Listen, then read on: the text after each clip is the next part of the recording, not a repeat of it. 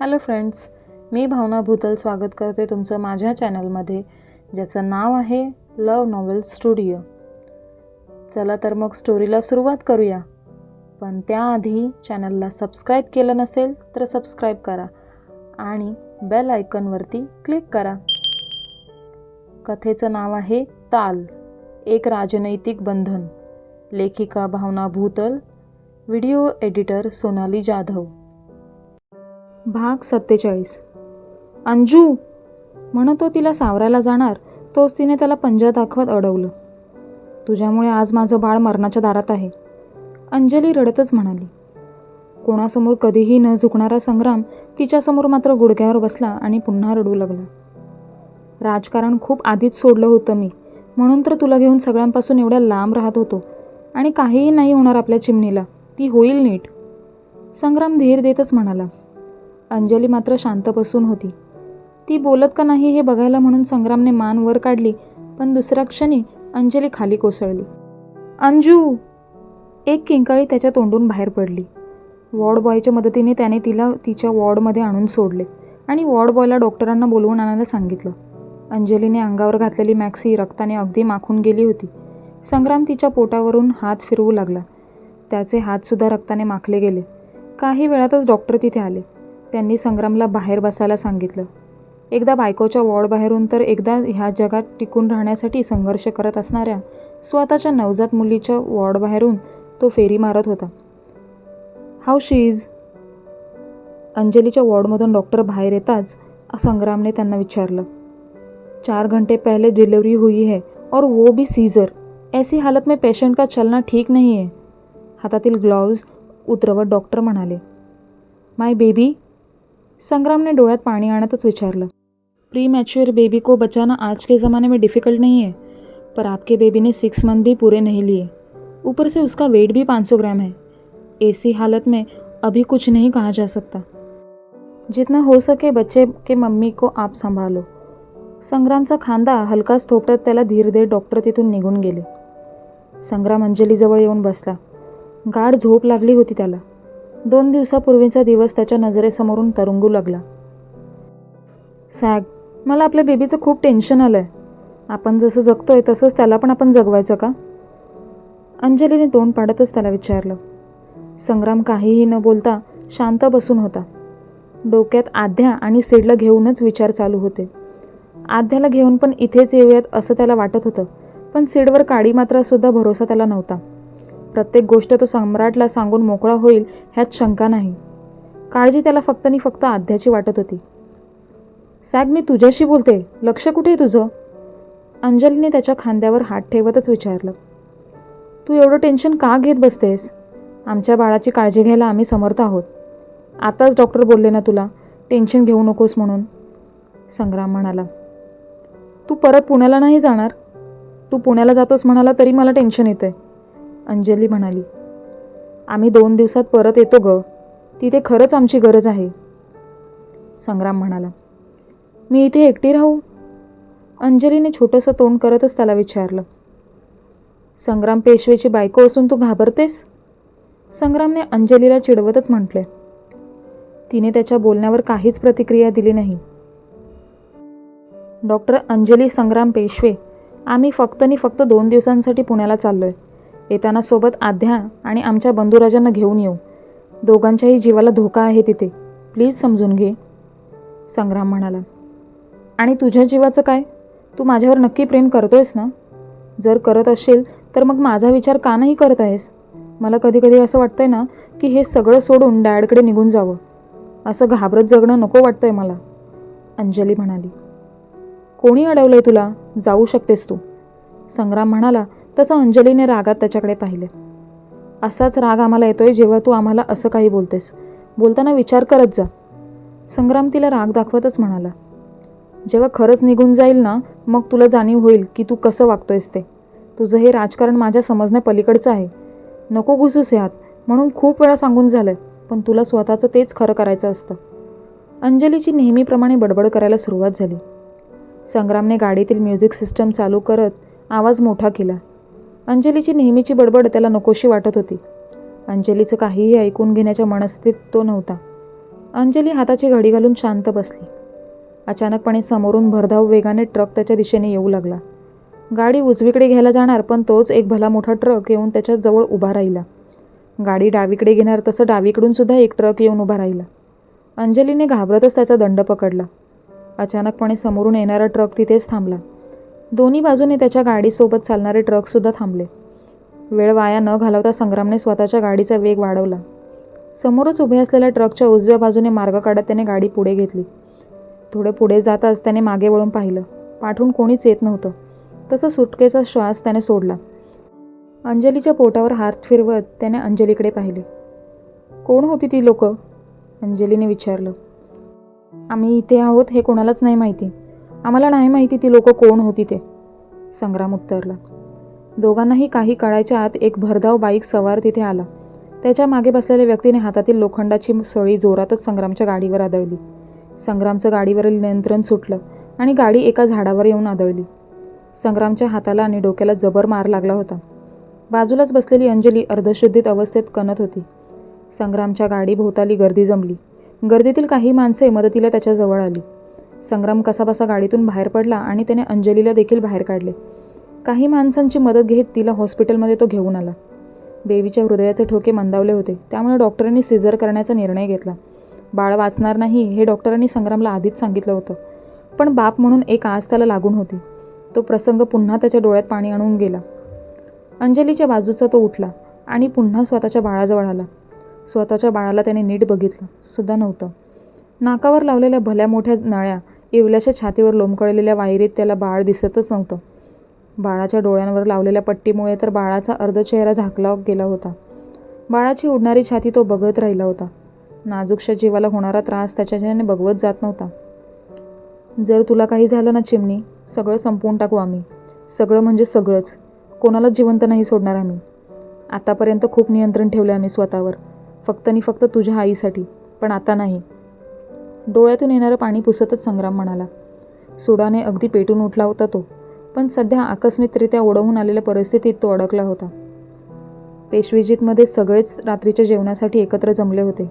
सेडच्या वाढदिवसाने आबा आणि अण्णांमधील दुरावा थोडा दूर झाला होता आणि त्यानंतर अण्णासाहेबांनी उपमुख्यमंत्री म्हणून स्वतःच्या भावालाच पुढे आणलं, म्हणून स्वतःच्या भावाबद्दल असणारा आबांच्या मनातील कडूपणासुद्धा कायमचा नाहीसा झालेला. पेशवेजीतमधील वातावरण अगदी हसतमुख होतं, पण त्याच आनंदमयी वातावरणात विरजण घालायला म्हणून सेडचे मामा मामी तिथे आले. सोबत ध्रुवीसुद्धा होती. ध्रुवीला बघून सेडचा चेहरा गंभीर झाला. चेहऱ्यावर गंभीर भाव आणत सेडने सम्राटकडे पाहिले. सम्राटच्या चेहऱ्यावर देखील तसेच आविर्भाव होते. ध्रुवी पुणे सोडून गेलेली आणि महिन्याभरातच पुन्हा परतली, ह्याचा जबर धक्का सेडला बसला होता. ती अनपेक्षित रात्र सेडच्या नजरेसमोरून तरंगू लागली. अंगावर काटा आला. ध्रुवीची त्याच्या नजरेसोबत न जुळणारी नजर आज त्याला खूप काही बोलून जात होती. बाजूलाच बसलेल्या आद्याकडे सेडने पाहिले. जे काही घडलं हे आपण आद्याला सांगायला हवं होतं असं काहीतरी सेडला वाटत होतं. आज अचानक येणं केलं, तेही इतक्या रात्री. आम्हाला सांगितलं असतं तर आम्ही गाडी पाठवून दिली असती. आईसाहेबांनी स्वतःच्या भावाला प्रश्न केला. तुझ्या मुलाने परिस्थितीत अशी ओढवली आहे आमच्यावर म्हणून असं अचानक यावं लागलं. कुठे तोंड दाखवायला जागा नाही ठेवली. मामा सिद्धराजला राग दाखवतच म्हणाले. डायनिंग टेबलवर जमलेली मंडळी सेडकडे पाहू लागली. स्वतःच्या भावाला असं रागात बघून आईसाहेब तर जागच्या उठून उभे राहिल्या. सिद्धराज, मामा काय म्हणतायत? काय केले तुम्ही? आईसाहेबांनी विचारलं. आम्हाला नाही माहिती, सीड उत्तरला. पेशव्यांची सवय आहे ही. करून सावरून आम्ही काहीच केलं नाही अशा आविर्भावात जगासमोर वावरायची. मामी सीडला सगळ्यांसमोर बोल लावू लागल्या. काय ते स्पष्ट बोला. उगाच आमच्या घराण्यावर चिखल उडवायचं काम नाही करायचं. आबासाहेब सीडच्या मामीवर ओरडतच म्हणाले. एक वेगळीच शांतता तिथे होती. आपल्या धाकट्या मुलाला बोलतायत म्हणून अण्णासाहेबसुद्धा रागाने लालबुंद झाले होते, पण त्यांच्या रागापेक्षा देखील मामीसाहेबांच्या रागाचा पारा चढला होता. काय आहे ते स्पष्ट बोलायचं आणि इथून काढता पाय घ्यायचा, अण्णासाहेब म्हणाले. तुमच्या मुलापासून माझी मुलगी गरोदर राहिली, मामा म्हणाले. तसं घरातील सगळीच मंडळी उठून उभी राहिली, शिवाय आद्या. तिला जबर धक्का बसला होता. आपण जे काही ऐकलं त्यावर तिचा खरं तर विश्वास बसत नव्हता. सिद्धराज, काय आहे हे? अण्णासाहेबांनी सीडवर राग ओकतच त्याला विचारलं. सीडच्या चेहऱ्यावर कसलेच भाव नव्हते. तो फक्त ध्रुवीकडे बघत त्या दिवशी त्या दोघात जे काही घडलंय ते आठवण्याचा प्रयत्न करत होता. पण त्याला तेवढंच आठवत होतं जेवढं त्याच्यात आणि ध्रुवीत घडलं होतं. ध्रुवी आणि त्याच्यात खोल गेलेल्या नात्याबद्दल त्याला काहीच आठवत नव्हतं. आपल्याला फसवलं जातंय ह्याची जाणीव मात्र त्याला होत होती. सिद्धराज, आम्ही काहीतरी विचारतोय. अण्णासाहेबांनी डरकाळी फोडली. त्यांच्या त्या डरकाळीने आध्याने अंग काढलं. आम्हाला फसवलं जातंय, सीड म्हणाला. आतापर्यंत मान खाली घालून उभ्या असलेल्या ध्रुवीने सीडच्या अशा वक्तव्यावर मान वर करून पाहिले. डोळे पाण्याने तुडुंब भरले होते. तरी आम्हाला त्या दिवशीच दोघांवर संशय आलेला. इतका वेळ शांत बसून असलेल्या काकीसाहेब उत्तरल्या. आई, तू प्लीज शांत बस. सम्राट स्वतःच्या आईला शांत करतच म्हणाला. सिद्धराज, हे सगळं काय आहे? आईसाहेबांनी सीडला प्रश्न केला. आमच्यात असं काहीही झालेलं नाही आहे. त्या दिवशी ओव्हर ड्रिंक झालेली आम्हाला, आणि ही मुलगी स्वतःहून आमच्या जवळ येण्याचा प्रयत्न करत होती. आमच्यात असं काहीही झालेलं आम्हाला आठवत देखील नाही, सीड उत्तरला. मी तुम्हा दोघांना बोलली ना, जे काही आहे ते माझं मी निस्तरायला तयार आहे. ह्या मुलाकडून हेच अपेक्षा आहे मला, म्हणून मी इथे येत नव्हती. ध्रुवी स्वतःच्या आईवडिलांवर ओरडतच म्हणाली. ध्रुवी, उगाच सीडवर चिखल उडवायचं काम करू नकोस. तू जबरदस्ती ह्याला ह्यात अडकवण्याचा प्रयत्न करतेस. सम्राट मध्यस्थी करतच म्हणाला. तुला नेहमी त्याचीच बाजू घेऊन बोलायचं तर तू बोलू शकतोस, आणि तसंही चिखल वगैरे उडवायला मी इथे आलीच नाही. आई पप्पा मला जबरदस्ती इथे घेऊन आलेत. ध्रुवी सम्राटला म्हणाली. Oh really? मग तर मला हा प्रश्न पडतोय की तू पुण्यात आलीच कशी? आई पप्पा घरी घेत नाहीत म्हणून तूच तर रडत होतीस ना, आणि पुणे सोडून पण तूच गेलेलीस. मग अजून पुण्यात काय करतेस? सम्राटने विचारलं. आजारी पडलेली तिथे जाऊन. मी स्वतः घेऊन आलोय तिला इथे. तिच्यावर अजून रागवायला जमत नव्हतं आम्हाला, म्हणून घेऊन आलो इथे तिला. इथे आल्यावर कळलं की ती प्रेग्नंट आहे ते, मामा उत्तरले. खरं तर इथे आणणारच नव्हतो आम्ही तिला. ॲबॉर्शन कर म्हणून बोललेलो तिला, पण ऐकतच नाही आहे. म्हणून नाईलाजाने इथे घेऊन आलोय, मामी म्हणाल्या. सम्राटने सीडकडे पाहिले. सीड निशब्द होता. चेहऱ्यावर कसलेच भाव नव्हते. निर्विकारपणे तो कसल्या तरी विचारात हरवून गेला होता. आमच्या मुलीला काय तो न्याय तुम्ही द्या अण्णासाहेब, मामी म्हणाल्या. तुम्हाला आम्ही जबरदस्तीच्या बंधनातून मोकळं करू म्हणून बोललो होतं ना. थोडी कळ नाही का सहन करता आली? स्वतःसोबत आमचं देखील नाव खराब करण्याची संधी तुम्ही सोडत नाही. अण्णांनी सीडची कॉलर धरतच त्याला धमकवायला सुरुवात केली. आम्ही असं काही नाही केलंय. आम्हाला फसवलं जातंय. ह्या मुलीचे बाहेर किती जणांसोबत अफेअर असतील हे हिलाच विचारा. दुसऱ्याचं पाप माझ्या नावावर टाकते, सीड रागातच म्हणाला. सिद्धराज, अण्णांना बाजूला करत मामाने सीडची कॉलर धरत त्याला धमकवायला सुरुवात केली. हिम्मत कशी झाली तुझी माझ्या मुलीबद्दल नको ते बोलायची? एकतर लग्नाचं आमिष दाखवून तुम्ही सगळ्यांनी मिळून तिचं मन दुखावलंय, आणि आता तिच्यावर घाणेरडे आरोप करतोयस? मामा रागातच बोलू लागले. शेवटी आईसाहेबांनी मध्यस्थी करत स्वतःच्या भावाला शांत केलं. तुझ्या मुलाने फसवलंय माझ्या मुलीला. रडतच स्वतःच्या बहिणीला ते बोलू लागले. आम्ही तिला आमची सून बनवू, आणि सिद्धराजची चूक आम्ही सुधारू, आईसाहेब स्वतःच्या भावाला आश्वासन देतच म्हणाल्या. आद्याने रडतच सीडकडे पाहिले. तिला तिथे अजून थांबायला जमत नव्हतं. ती तिथून निघून सरळ स्वतःच्या खोलीत निघून आली. तुम्हाला ज्यांना जी आश्वासनं द्यायची ती तुम्ही द्या. आम्ही फक्त आद्यावर प्रेम करतोय, आणि शेवटपर्यंत आम्ही तिचेच बनून राहू, सीड म्हणाला. आणि आद्या मागोमाग तो सुद्धा स्वतःच्या खोलीत आला. गुडघ्यात तोंड खुपसून रडत होती. कपाटाला लागून असलेल्या एका कोपऱ्यात ती बसून होती. हुंदके देतच रडत होती ती. सीडने दोन्ही हात तिच्या खांद्यावर ठेवत तिला जवळ घेण्याचा प्रयत्न केला, पण आज ती त्याच्या मिठीत शिरायला मागत नव्हती. त्याच्यापासून अंग चोरून बसून होती ती. सीडला स्वतःजवळ आलेलं बघून ती अक्षरशः घाबरू लागली होती. आम्हाला फसवलं जातंय, प्लीज आमच्यावर अविश्वास दाखवू नकोस. सीड तिचे दोन्ही हात स्वतःच्या हातात पकडत तिला स्वतःच्या विश्वासात घेण्याचा प्रयत्न करतच म्हणाला. मी खूप मोठी चूक केली, जे तुमच्या प्रत्येक गोष्टीवर विश्वास ठेवला, आद्या रडतच म्हणाली. तिच्या तोंडून असं काही ऐकताच सीड सुन्न झाला. इतरांनी केलेल्या आरोपांमुळे सीडचे न पाणावलेले डोळे आद्याने दाखवलेल्या अविश्वासाने मात्र पाणावले गेले. खूप मोठी वस्तू आम्ही गमावून बसलोय, असं काहीसं त्याला वाटू लागलं. नको ना अविश्वास दाखवूस आमच्यावर, हळव्या सुरातच तो म्हणाला. एकदा ही गोष्ट तुम्ही मला बोलले असते तर नसतं का चाललं? आध्याने डोळ्यातील अश्रू पुसतच त्याला प्रश्न केला. तुला टेन्शन नव्हतं ना गं द्यायचं.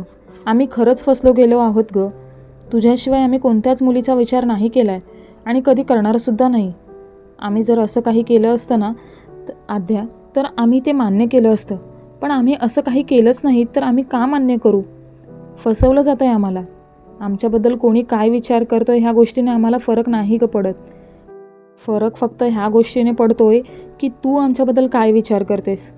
जवळपास 1.5 महिना आपण एकमेकांसोबत आहोत. ह्या 1.5 महिन्यात तू आम्हाला ओळखू नाही शकली का? आम्ही असं काही करू का? सिडच्या त्या भाऊक शब्दांनी तिला पुन्हा आपलंसं केलं. ती थेट त्याच्या मिठीत शिरली. हमसून हमसून रडू लागली. I am sorry. सिडला घट्ट अशी मिठी मारतच ती म्हणाली. पण काही क्षणांनी तिची ती मिठी सैल पडली. आध्या. सिडने तिला आवाज देत स्वतःपासून लांब केलं. तसं तिची मान त्याच्या खांद्यावर येऊन पडली.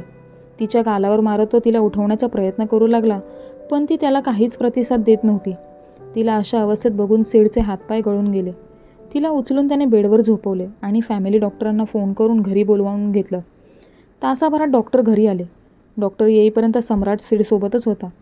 आध्याला तपासून काही औषधं त्यांनी सिडला लिहून दिली. कधी शुद्धीवर येईल ही? सिडने डॉक्टरांना प्रश्न केला. तासाभरात येऊन जातील. तुमच्या लग्नाला किती महिने झाले?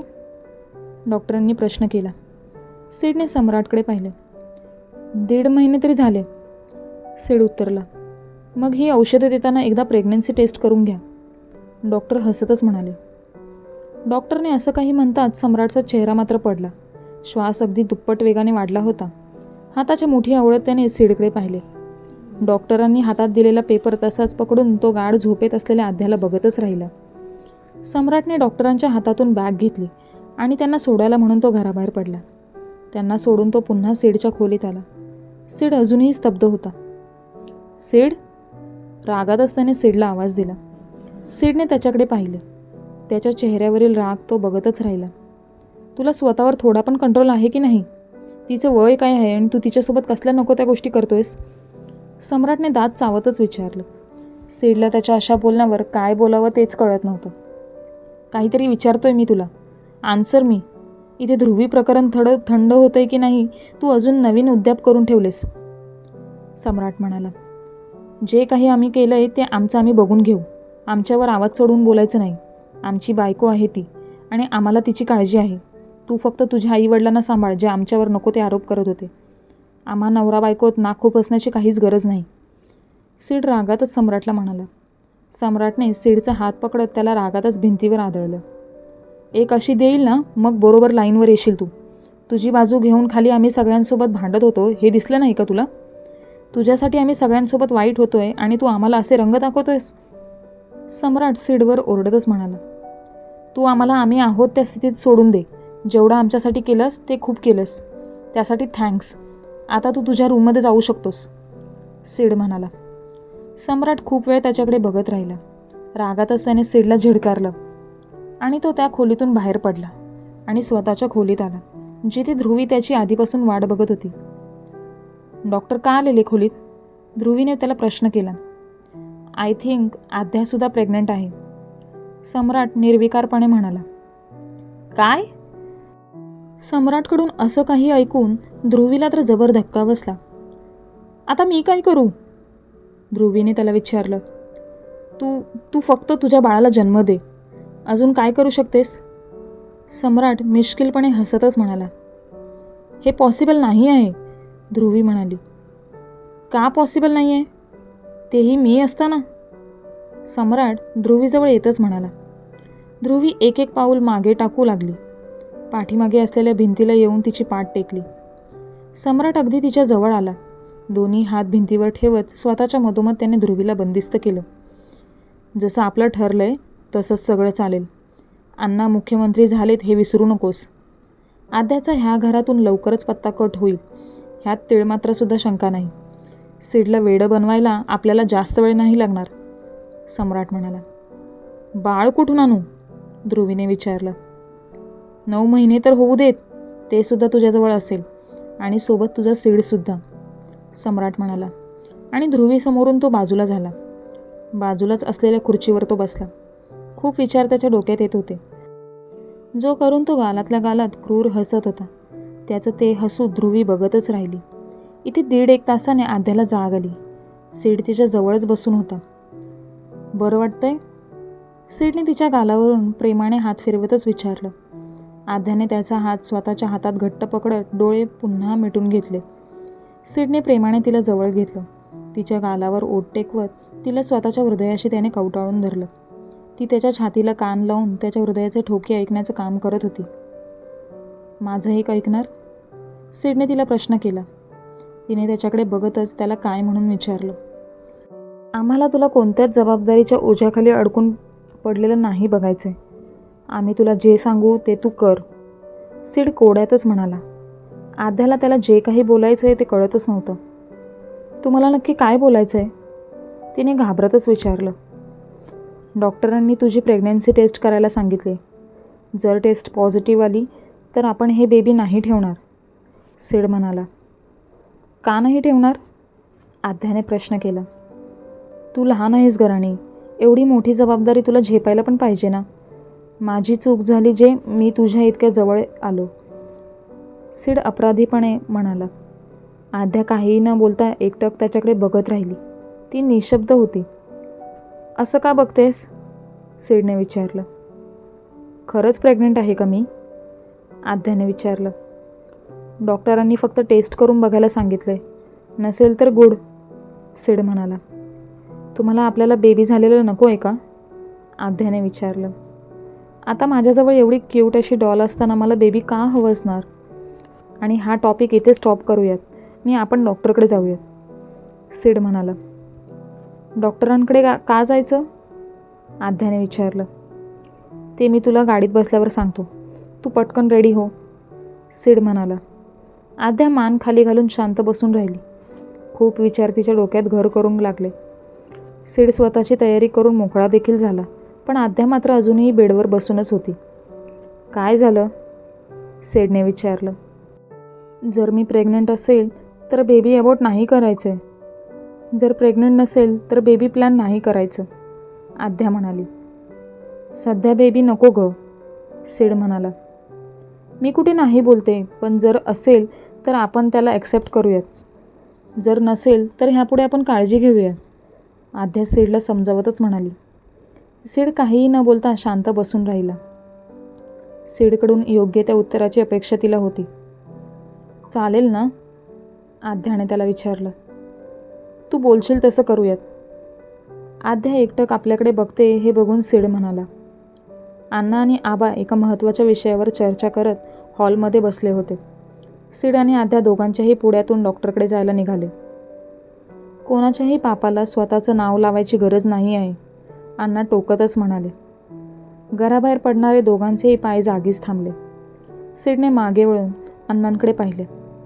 डॉक्टरांकडून जे कळायला पाहिजे ते कळलंय आम्हाला. पुन्हा घरी येताना खाली पोटाने यायचं, अण्णा रागातच म्हणाले. आध्याच्या डोळ्यात पाणी तरंगू लागलं. तू गाडीत जाऊन बस, आम्ही आलोच, गाडीची किल्ली आध्याच्या हातात देतच सीड म्हणाला. आध्याने सीडचा हात कोपर धरतच त्याला राग नको करू असं म्हटले. ती सीडला ओढतच स्वतःसोबत बाहेर घेऊन आली. सीड गाडीत येऊन बसला, पण डोक्यात मात्र अण्णांचे शब्द घर करून होते. नका ना लक्ष देऊ, आध्या सीडला धीर देतच म्हणाली. सगळेच आता माझा अंत बघू लागलेत असं वाटतंय, त्यात तू सुद्धा नको तो हट्ट करून बसलेस, सीड म्हणाला. तुम्हाला माझा त्रास होत असेल तर सांगा, मी निघून जाईल इथून, आध्या छोटंसं तोंड करतच त्याला म्हणाली. आध्या प्लीज, असं नको ते बोलून हर्ट नको करूस, सीड म्हणाला. गाडीत एक वेगळीच शांतता होती. कोणीच कोणासोबत काहीच बोलत नव्हतं. एकमेकांना समजून घेणं त्या क्षणी दोघांनाही कठीण वाटत होतं. एक जण बाळाचा विचार करत होतं, तर एक जण बाळ जिच्या पोटी जन्म घेणार तिचा विचार करत होतं. गाडी हॉस्पिटलमध्ये येईपर्यंत सीडने स्वतःच्या मनाची तयारी केली होती. जे आध्या बोलेल त्याच हिशोबाने सगळं होईल असं सीडचं ठरलं होतं आणि गाडी हॉस्पिटलजवळ येऊन थांबली. आध्याला आत तपासणीसाठी डॉक्टर घेऊन गेले. अर्ध्या तासाने सीडला आत बोलवण्यात आले. कॉंग्रॅच्युलेशन्स, तुम्ही लवकरच डॅडी होणार आहात, डॉक्टरांनी खुश होतच सीडला सांगितले. सीडने आध्याकडे पाहिले. त्या गोड बातमीने आद्याच्या चेहऱ्यावर तेज उमटलं होतं. घाबरतच ती सीडला हसून दाखवत होती. तिच्या समाधानासाठी सीड हसला, पण आतून तो सुद्धा खूप घाबरला होता. डॉक्टर जे काही सांगतायत ते ऐकून घेण्याचं काम तो करत होता. सगळं काही तो जसं ठरवत होता त्याच्या एकदम विरुद्ध घडत चाललं होतं. आता पुढे येणारे 9 महिने अजून किती रंग दाखवतात ह्याची त्याला भीती वाटत होती. भीती बोलण्यापेक्षा आद्याची काळजी त्याला वाटत होती. दोघेही हॉस्पिटलमधून घरी यायला निघाले. सीड शांत बसून होता. आपण बाप होणार आहोत हा आनंदच त्याला व्यक्त करता येत नव्हता. नका ना एवढं टेन्शन घेऊ, आद्या नेहमीप्रमाणे त्याच्या खांद्यावर डोकं टेकतच म्हणाली. मला टेन्शन नाही गं, तुझी काळजी वाटते, सीड म्हणाला. मी घेत जाईल माझी काळजी, आद्या उत्तरली. सोपं नाही गं सगळं, तू समजतच नाही आहेस, सीड म्हणाला. आपण करू ना मॅनेज. ॲबॉर्शन ही गोष्ट मला नाही पटत, पाप असतं ते, आद्या म्हणाली. तुझ्या शिक्षणाचं काय, सीड म्हणाला. ते माझं मी मॅनेज करेल आणि नवरा एवढा शिकलेला असताना मी नाही शिकले तरी चालेल, आद्या सीडला स्मित देतच उत्तरली. आद्या प्लीज, मला तुला काहीतरी वेगळं करताना बघायचं आहे गं, सीड म्हणाला. ते तर मी नंतर पण करेल ना. मी तर ना माझी स्वतःची कथ्थक अकॅडमी काढणार, तुम्ही बघालच, आद्या स्वप्न रंगवतच म्हणाली. नेहमीप्रमाणे तिची एकटीची बडबड सुरू झाली. बाळपण असंच बडबड झालं म्हणजे कल्याणच, सीड पुटपुटला. ते तर तुमच्यावरच जाईल, तुम्ही बघाच. नुसतं डोक्यावर असा हात मारून घेत ओ गॉड करत बसणार, आद्या सीडची नक्कल उतरवतच म्हणाली. ओ गॉड म्हणत सीडसुद्धा हसू लागला. भूतकाळ समाप्त. आता पुढे. अंजलीच्या शोधात संग्रामने पुन्हा एकदा मुंबई गाठली होती. अंजली पुन्हा मुंबईत आली ह्याची खबर त्याला एका खबरीने दिली होती. एका क्लिनिकजवळ येऊन त्याने गाडी थांबवली. तोच सीडचा फोन त्याला आला. सीडचं नाव मोबाईल स्क्रीनवर बघून कपाळावर आट्या आल्या. काय आहे, नेहमीप्रमाणे चिडतच त्याने त्याला विचारलं. असं का बोलतायत, समोरून छकुलीचा आवाज त्याला आला. चिमणी तू, संग्राम म्हणाला. तुम्ही रागवले काय, छकुलीने विचारलं.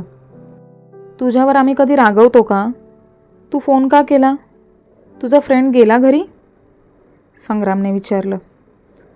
तो आपल्याकलेच लहानाला आहे, माझा भाऊ आहे तो. टीचर पण आली आहे घरी, तुमची वाट बघते ती. तिला बघून तुम्ही पण खूप खुश व्हाल, असं बाबा बोललाय. तुम्ही लवकर घरी या, छकुली म्हणाली. कोण टीचर, संग्रामने विचारलं. इथे आद्याने सानिध्यच्या हातून मोबाईल काढून घेतला. भाई, आद्याचा भाऊक आणि मधाळ स्वर त्याच्या कानी पडला. संग्राम काही क्षण स्तब्धच झाला. आपण खरंच आद्याचा आवाज ऐकलाय ह्यावर त्याचा विश्वासच बसत नव्हता. गाडी क्लिनिकजवळ न थांबवता त्याने थेट ती घराजवळ थांबवली. क्रमशः. कथा आवडल्यास कमेंट करून तसं कळवा आणि कथा वाचत असाल तर सबस्क्राईब करून वाचत चला. कथेचे नोटिफिकेशन तुम्हाला वेळेवर मिळत जातील. कमेंट करायला विसरू नका. धन्यवाद.